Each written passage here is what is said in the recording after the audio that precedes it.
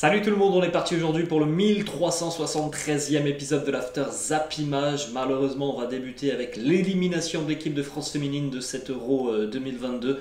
Les Bleus sont tombés hier face à l'Allemagne en demi-finale, score final 2-1 avec un doublé d'Alexandra Popp pour l'Allemagne et un CSC du côté de l'équipe de France qui avait permis aux Bleus d'égaliser juste avant la mi-temps. Il a manqué un petit peu d'efficacité hier sur cette rencontre pour l'équipe de France qui sort tout de même la tête haute parce que voilà, elles ont tenu la dragée haute aux Allemandes, mais encore une fois, voilà, ça ne sera pas suffisant pour aller au bout d'une compétition pour l'équipe de France. Une petite statistique qui concerne Corinne Diacre, la sélectionneuse de l'équipe de France. Alors, depuis qu'elle est à la tête des Bleus, elle a perdu 6 matchs, Corinne Diacre. Et sur ces 6 matchs, elle en a perdu 3 face à l'Allemagne. Donc, c'est dire ainsi, la Mannschaft est véritablement une bête noire pour l'équipe de France. Et que dire aussi d'Alexandra Popp qui a réalisé hier l'exploit incroyable de marquer dans 5 matchs consécutifs d'un championnat d'Europe. Ça n'était jamais arrivé dans l'histoire du football féminin. Alexandra Popp, elle a marqué sur toutes les rencontres de l'Allemagne depuis le début de la compétition. Donc finale ce week-end entre l'Angleterre et l'Allemagne. On va poursuivre les amis du côté de la Ligue 1. On démarre à Marseille, nouveau maillot extérieur de l'Olympique de Marseille. Vous voyez juste à côté de moi porté notamment par Dimitri Payet. Bon, le design est assez sobre, hein. On a souvent l'habitude de voir ces couleurs du côté de l'OM.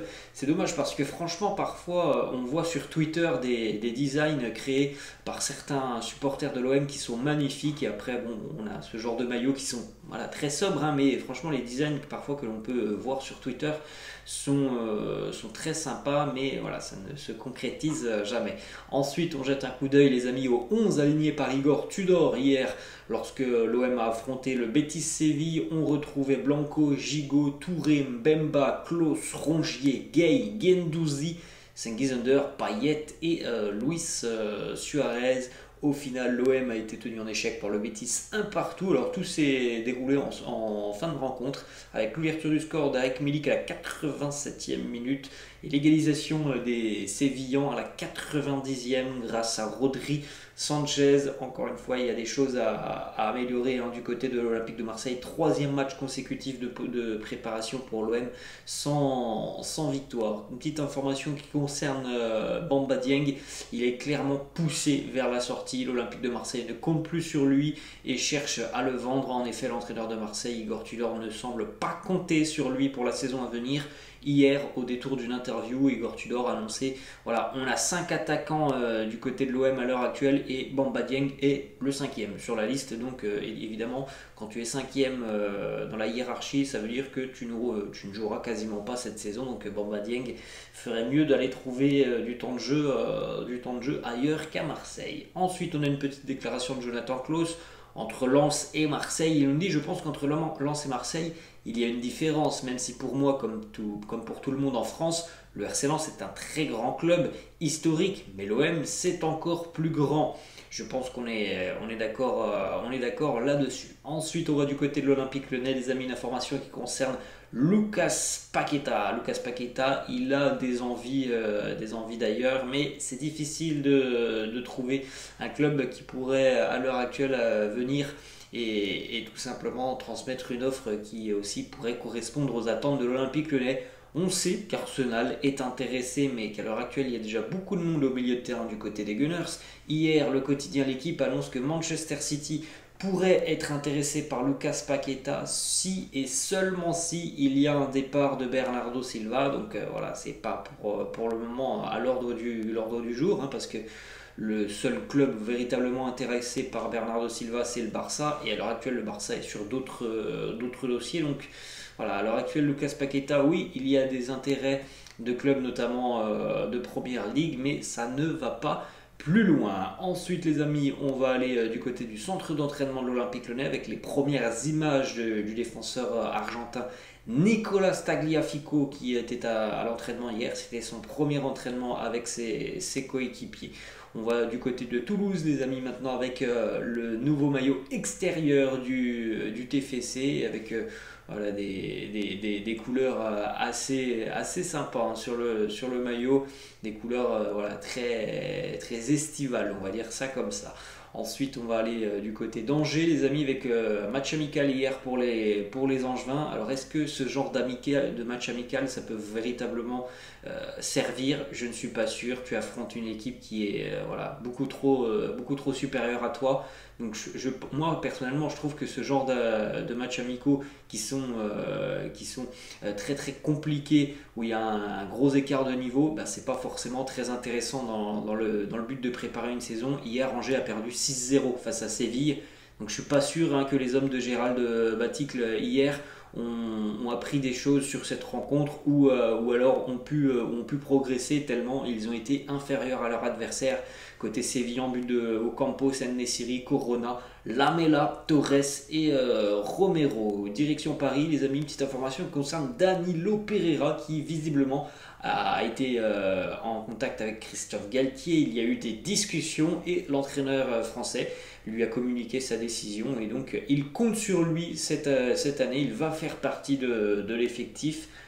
Il fera partie de l'effectif, ça ne veut pas dire qu'il sera titulaire évidemment, mais en tout cas Christophe Galtier visiblement compte sur le milieu de terrain portugais. Autre information, ça concerne le trophée des champions qui aura lieu dans quelques jours. On rappelle que Kylian Mbappé est suspendu pour ce trophée des champions face au FC Nantes et d'après le quotidien Le Parisien, Christophe Galtier va opter pour l'option Pablo Sarabia aligné en attaque, donc vraisemblablement aux côtés de Neymar et Messi. Ensuite, une information qui concerne Gini Wijnaldum qui fait de la Roma sa priorité. Il discute actuellement avec le club romain et du côté de la capitale italienne. On discute aussi avec le Paris Saint-Germain. Toujours le même problème actuellement, c'est voilà, la prise en charge du salaire du joueur. Le PSG aimerait que la Roma prenne une grosse partie du salaire de Wijnaldum, mais évidemment à l'heure actuelle la Roma ne veut pas. Ensuite, on va les amis du côté du centre d'entraînement du Paris Saint-Germain. Hier, c'était aussi le premier entraînement collectif pour Hugo Ekitike et il en était aussi de même pour Nordi Mukiele sous ses nouvelles couleurs. Ensuite, les amis, direction la Ligue 2, une petite information très importante qui concerne les Girondins de Bordeaux. C'est la fin du feuilleton des Girondins qui dure déjà depuis un mois et demi hein, quasiment.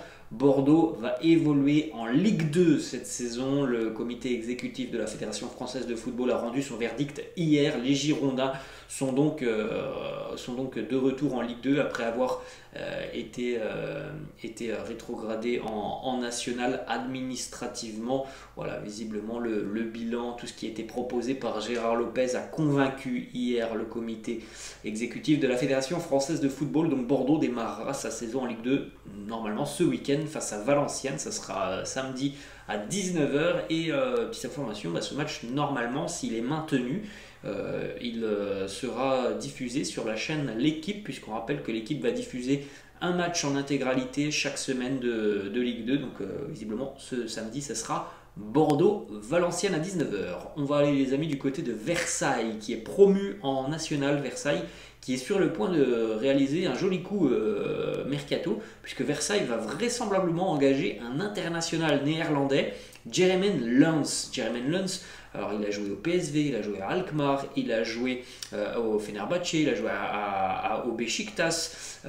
Voilà, c'est un joueur quand même très très expérimenté. Il a 34 sélections avec les Pays-Bas et il devrait donc arriver du côté du FC Versailles en national. Ensuite, les amis, on va du côté de l'Espagne, on va à Barcelone. Première petite photo, ce sont les nouveaux crampons de Pierre-Emerick Aubameyang du côté du FC Barcelone. Toujours un grand fan de manga et de Dragon Ball Z en général. Pierre-Emerick Aubameyang, voilà, il a associé toutes ses passions sur ses crampons. On est toujours du côté du Barça avec cette petite photo. Jules Koundé est tout proche de la Catalogne selon plusieurs médias, selon plusieurs journalistes. Le Barça est tombé d'accord avec Jules Koundé et puis le Barça est en train de finaliser le dossier avec le FC Séville aux alentours de 55 millions d'euros avec le club andalou. Une petite information de Fabrizio Romano qui nous annonce que voilà, évidemment l'intervention de Xavi a été primordiale dans ce dossier Jules Koundé puisque Xavi a très bien vendu son projet et il a fait passer le message à Koundé que son association en charnière avec Ronald Araujo pourrait être l'une des meilleures au monde. Alors évidemment, c'est vrai que sur le papier, quand on voit cette charnière et quand on voit globalement l'équipe du FC Barcelone, on se dit tout de même que le Barça fait peur tout de même cet été. Après voilà, ça sera le terrain qui parlera. Ensuite, on est toujours du côté de Barcelone, on a une petite information financière. L'inscription de Rafinha et de Robert Lewandowski en Liga n'est pas garantie à l'heure actuelle pour le Barça. Si Frenkie de Jong refuse de quitter le club ou d'accepter une réduction de salaire, le Barça aura un énorme problème à gérer. Il y a des règles évidemment à respecter du côté du football espagnol comme partout d'ailleurs. Et à l'heure actuelle, il semble que voilà, le Barça a transmis beaucoup d'offres cet été salariales qui sont importantes et qui ont fait évidemment augmenter la masse salariale. Et il va falloir trouver une solution pour réduire un petit peu cette masse salariale pour enregistrer notamment des nouvelles arrivées comme celle de Rafinha et Lewandowski. Autre information, c'est Fabrizio Romano qui annonce que le Barça a réaffirmé son intention auprès des Blues de Chelsea de signer César Azpilicueta. À l'heure actuelle, il n'y a aucun accord entre le Barça et Chelsea, surtout que Thomas Tuchel a fait passer le message la semaine dernière qu'il comptait sur Azpilicueta, il n'a pas envie de le perdre. Et puis on sait aussi que Chelsea a été très vexé visiblement de perdre Jules Koundé. Chelsea s'est fait passer devant par le Barça pour Koundé, pour Rafinha. Donc voilà, les Blues, ils n'ont pas forcément très envie de négocier avec le Barça. On enchaîne les amis, quelques déclarations. Xavi premièrement qui nous parle de Lewandowski, il nous dit on doit trouver beaucoup plus Lewandowski, notamment lorsque l'on fait face à un certain pressing, on doit être sûr de trouver Lewandowski dans la partie de terrain de l'adversaire. C'est notre but aussi pour faire remonter le groupe. Il nous parle de Dembélé qui a inscrit un doublé hier. Il nous dit hier il a montré de quoi il était capable. C'est quelqu'un de spécial, Ousmane. Il n'y a pas beaucoup de joueurs qui ont ces caractéristiques dans le milieu du football. Il doit être en mesure de faire des différences et d'être plus constant sur l'ensemble d'une rencontre. Petite déclat d'Ousmane qui nous dit les buts me donnent beaucoup de confiance et je suis très heureux. J'ai la confiance de l'entraîneur, de mes coéquipiers et de tout le monde. C'est très important pour les joueurs. Je vais tout donner pour ce club. C'est tout ce que l'on souhaite à Ousmane après des années de galère.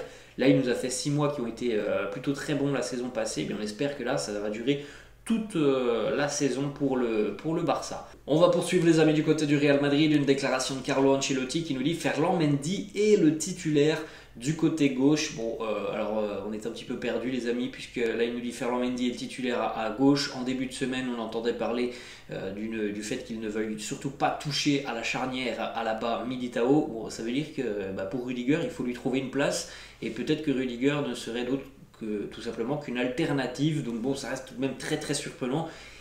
Voilà, on attend plus d'informations et on attend que Carlo Ancelotti soit un petit peu plus clair peut-être sur le rôle de Rudiger, parce que il nous parle d'Alaba, il nous parle de Militao, il nous parle de Ferland Mendy, mais où va jouer Rudiger pour le moment, c'est une interrogation. Ensuite, on va du côté de l'Atlético Madrid. Les fans des Colchoneros hier lors d'un match amical ont fait passer un message à la direction, mais aussi à Cristiano Ronaldo. Voilà le message, c'était une banderole qui était installée dans les tribunes. CR7, not welcome. Cristiano, tu n'es pas le bienvenu à l'Atlético. Alors est-ce que ça va refroidir les ardeurs de Cristiano et les ardeurs des dirigeants madrilènes? Et bien on le verra dans les prochains jours ou prochaines semaines. Autre information du côté de Manchester United, les amis, il arrive officiellement en provenance de l'Ajax Amsterdam. Lisandro Martinez, le défenseur argentin, s'engage avec Manchester United contre 57 millions d'euros. Lisandro Martinez se profile assez atypique puisqu'il ne mesure qu'1,74 m pour un défenseur central. C'est tout de même assez rare. qui puisait en première ligue. Ensuite les amis, on va du côté de Liverpool. Les Reds ont été battus hier lors d'un match amical par le RB Salzbourg, 1-0 grâce à un but de Benjamin Sesko dont on a parlé très récemment, de Benjamin Sesko. On va les amis maintenant du côté de l'Italie avec cette image assez choquante. Alors c'est une vidéo mais là je vous ai capté une petite image. C'est au Torino que ça se passe, bagarre entre le directeur sportif et l'entraîneur. Alors c'est comme si voilà, du côté du Paris Saint-Germain, Christophe Galtier se battait avec Luis Campos. Et bien c'est arrivé hier au Torino entre Ivan Juric, l'entraîneur, et Davide Vagnati. Le pourquoi du comment les amis, on n'a pas la réponse. On va du côté du Napoli. Le nouveau maillot du Napoli a été dévoilé hier, design très sympa pour le maillot des Napolitains. Et puis on a aussi une signature du côté de Naples, c'est vraisemblablement le remplaçant de Kalidou Koulibaly. Kim Min-jae, c'est un défenseur international sud-coréen qui arrive en provenance de Fenerbahçe en Turquie. Il a fait une saison énorme et exceptionnelle la saison passée en Super League turque. Il a été considéré l'année passée comme l'un des meilleurs défenseurs du championnat turc. Il arrive au Napoli contre 19,5 millions d'euros, un contrat de 3 ans, une clause libératoire de 45 millions d'euros. C'est un très joli bébé, je crois qu'il mesure plus d'1,90 m. Une petite information du côté de l'AC Milan, Yacine Adli a marqué hier lors d'un match amical face aux Autrichiens de Wolfsberger. Direction la Juventus, et on l'a dit hier, Paul Pogba est dans de sales draps. Il est touché donc au niveau du genou, et d'après la Gazzetta italienne, Paul Pogba pourrait ne revenir sur les terrains qu'en 2023. Hier on parlait d'une absence de 2 mois. Là, la Gazzetta annonce une absence jusqu'en 2023.